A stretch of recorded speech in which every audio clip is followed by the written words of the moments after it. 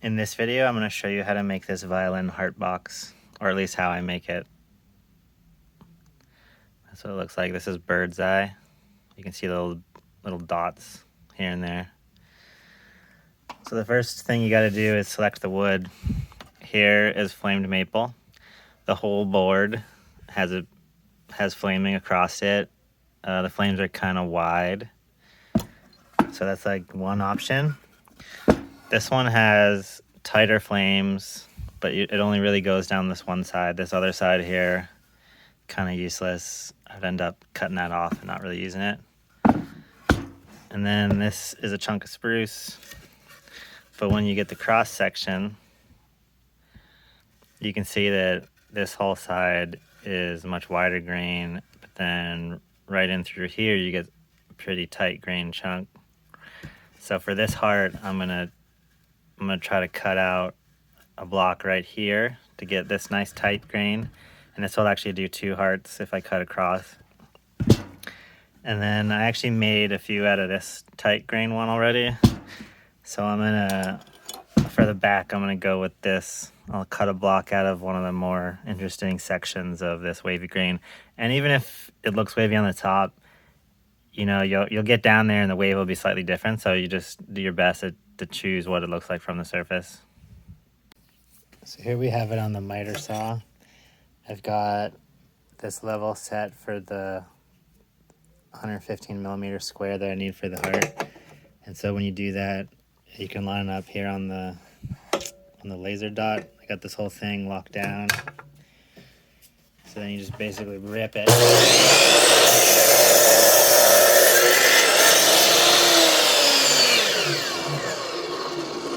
Now I have another small chunk and lined up the laser again. This time I have to clamp the thing down.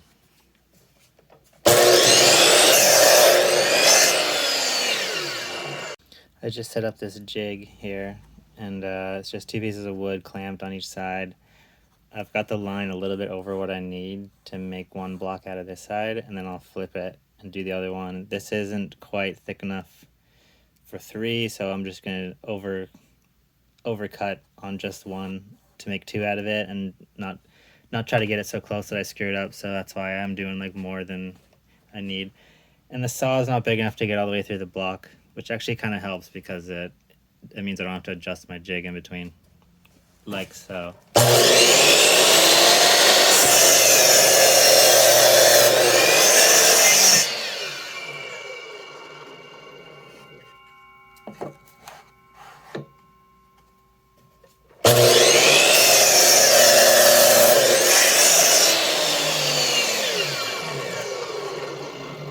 So now we got 2 blocks that aren't quite taken out. Now to finish that with a handsaw. It's taped. It doesn't have to be pretty. I use the square to make sure that my corner is like really nicely square and everything, because when I do the flip, I'm gonna have to line up with that same corner but the back side of it, and there's a lot of actual really finer points of how this thing has to sit down and how you're actually machining it from 2 separate sides. So if they're not perfectly aligned, it's gonna be totally off, and it won't work. It'll be broken. So what I'm gonna do is, I'm lazy. I don't want to feel like cutting the tape off. I'm just gonna align this side here that is already basically really straight, and I know that this corner is already pretty square, so it makes a good candidate. And I have a line drawn on the table here, which you probably can't see, but it's a really faint pencil mark. So what I'll do is I'll end up pull the tape off and drop this down on the line, and then my home position for the machine will be here at this corner that I decided is a really nice corner. Here's the heart in the modeling program, Fusion 360. And so this is basically the side we're working on right now, as we're cutting down in. And then when you come out to this file, I come in here and open that same process. So this is kind of all the path that the machine's going to take to cut out these 4 blocks, and you can see them here. And you see it's a very thin process. It's just going to do a surface pass and get the blocking. You don't have to be very accurate with the surfacing bit, because you're just trying to bring the whole thing down. There's no real accuracy there. But what you do want to be careful of is trying to get the right height every time you make a run. And I still have about 4 millimeters to take off. So I'm just going to turn this thing on, and then I'll zero down, and you'll see it start cutting, and I'll just run the program real quick. I ran the surfacing operation like 5 or 6 times to get it down to about 20 millimeters perfectly. The next operation is going to use this little bit. It has an adapter because it's a small bit.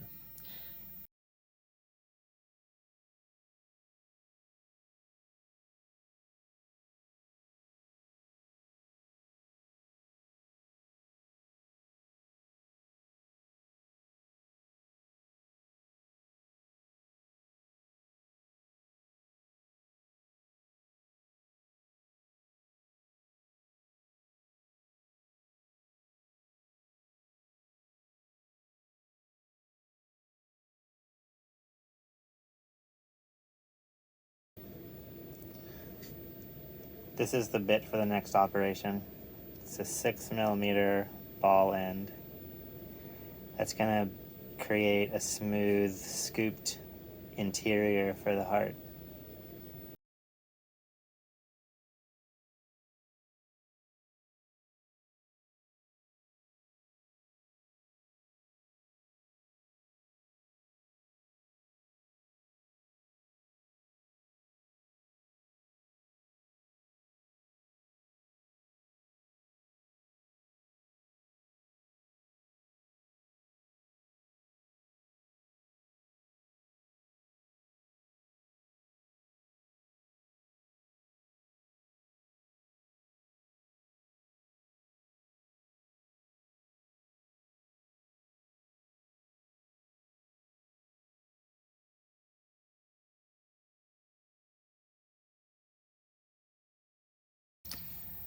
The inside is finished, so I'm going to use this, basically a spatula or whatever, pull this thing off. And then I'm going to actually take the tape off and then tape this side after I clean up the fringe so that it doesn't mess with the tape. And then I'll lay this back down the other way like this. So it's like flipped this way. Roughing the dome is this 6 millimeter flat end. See, it's got 4 flutes, which means it has 4 grooves spiraling up.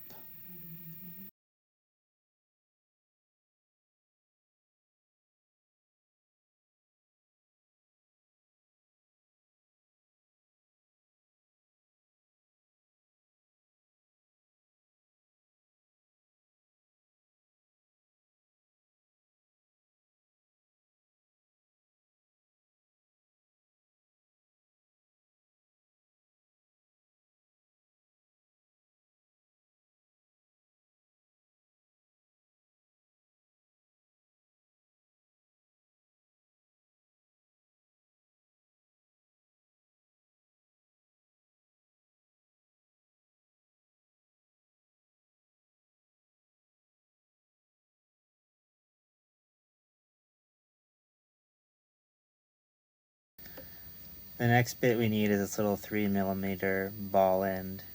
It's like the tiny version of that ball end that we had on the other side.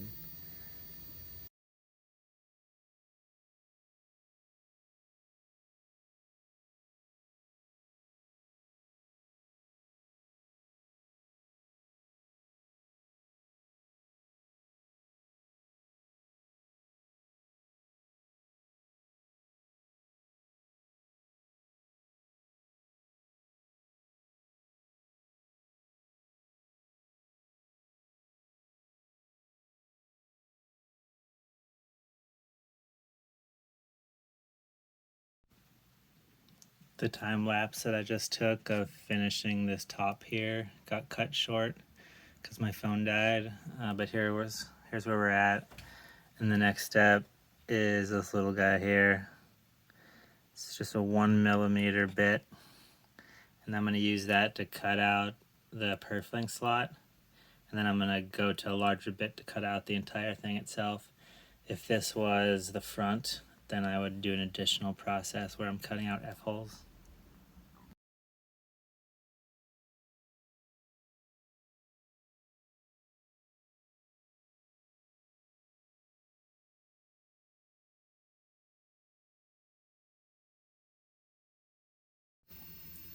You can see that some parts cut all the way through.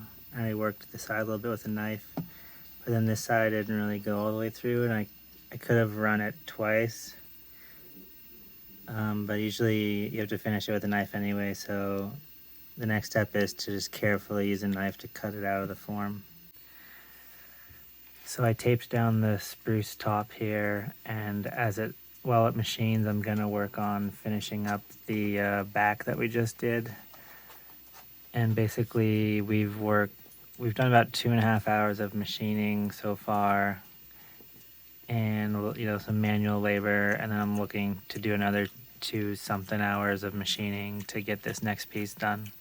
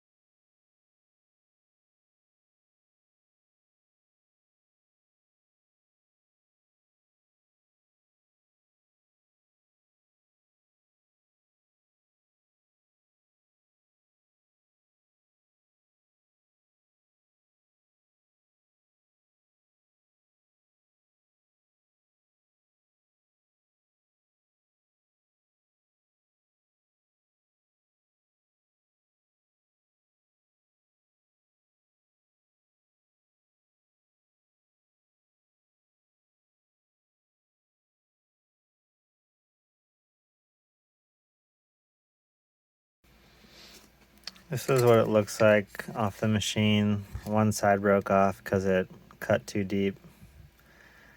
As you can see, the edges are still pretty rough.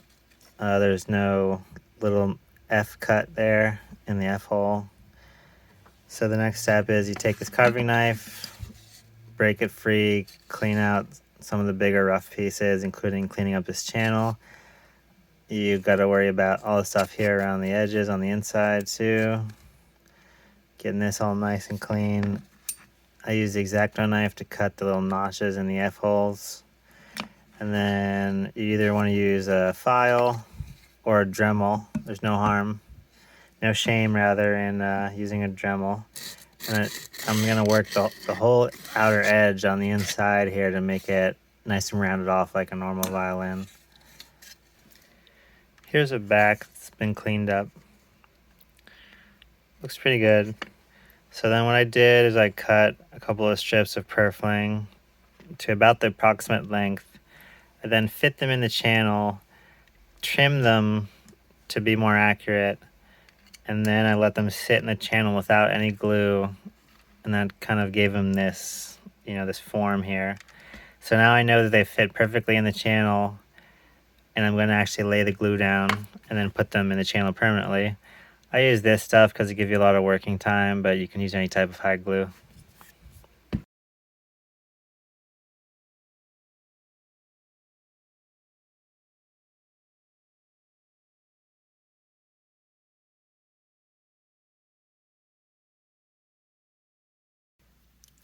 I just glued the purfling in, and then what I usually do is clip it with these clothespins with an extra rubber band, which gives it that tighter grab. That forces it back down in the channel and needs to set for at least 30 minutes, but then because the channel is so deep, you don't really have to keep the clamp on much longer than that. Certain parts require to cut the tip off of a clothespin because you need to get kind of up against oh, there goes one, up against like a piece like that. But for the other areas like this one that just came off, it's plenty just to get it to snap there.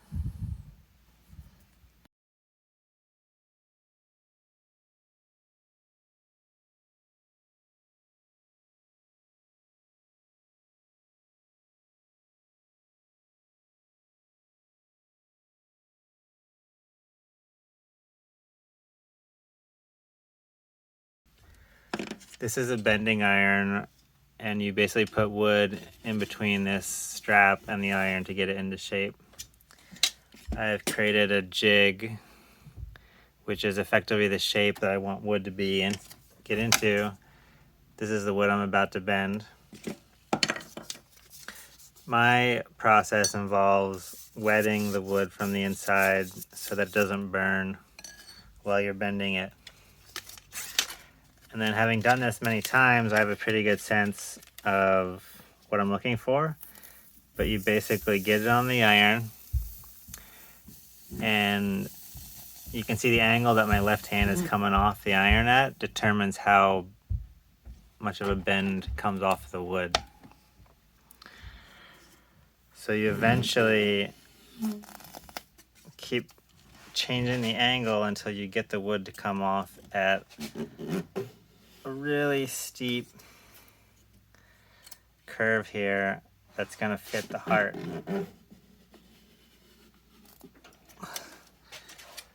So as you can see, I'm kind of working my way up to a heart. I've already done this one and then trimmed it, and as you can see, it'll fit in here.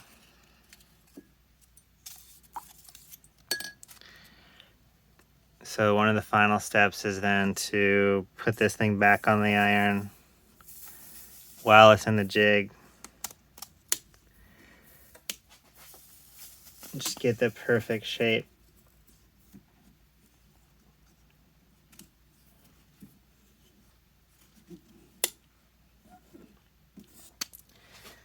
Yeah, anyway, something like that. So here's the back that we just added purfling to. Here's a little jig that I put the ribs into. It makes it so that when you glue the rib in, the jig part doesn't actually glue to the ribs because it has a certain amount of space.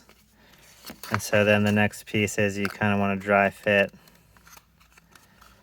get a good sense of where these things line up. Something like that. And then actually what I do is I bring down a clamp like this, and I get that lined up. And it won't be perfect right now, but effectively work that thing out, get it into the clamp there. Then you also need to clamp downward to make sure that the ribs connect the heart. But that's basically the two things. You can actually just fit the first clamp, get that to use the friction to get that working, and then you don't need this anymore. And then you basically can set the heart kind of down and then put a weight on top to get the ribs to stick. So that's what I do. So just imagine that we fit that perfectly, and the outcome is effectively this rib here. And then you got to let that dry and do that again, and then you've got the two ribs. All right, so fast forward, let's say you got the ribs are on. The next step is you got to clean up the glue, which you can do. You can just wet it down and scrape it off because it's high glue. You want to clear up some of the surfaces, sandpaper, a bunch of stuff, go down through the grits. You might even want to get into micro mesh, which is really, really high grit. Like for example, this one you can see has a couple of, it's just not perfectly clear. And what I need to do next for this is sand it down a bit. What I've already done is I've added a couple of layers of this clear oil varnish. So you do a small layer of that, it gets kind of that wetter color that it sticks to. So actually this is what it would look like originally.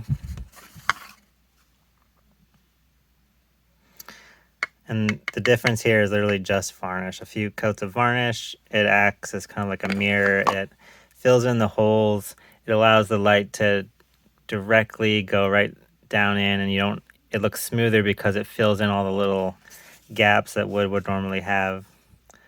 And then there's what a front would look like after you do the notches, the purflings and everything. And for a comparison, this is what it looks like right off the machine. So there is a lot of work to be done. There's a lot of surfacing.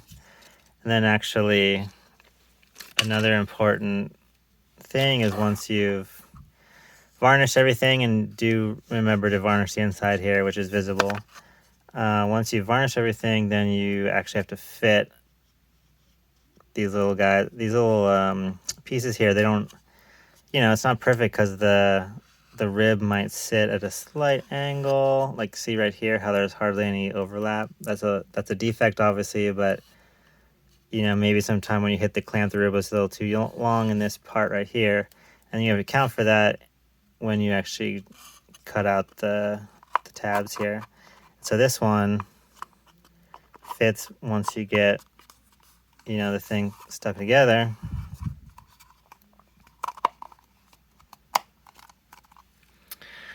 And actually maybe you could even spend more time on that to get it to be more precise.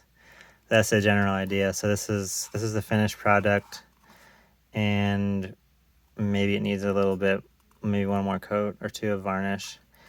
Oh, and then this is a really light stone powder that is like a really, really high grit sandpaper. So you add this to basically a cotton cloth or something. You wet the cotton cloth, add this, and then you can rub it over the varnish, and it brings down just like the smallest little things. It's barely does anything, and that's why you can use it directly on varnish to actually sand the varnish. Yep.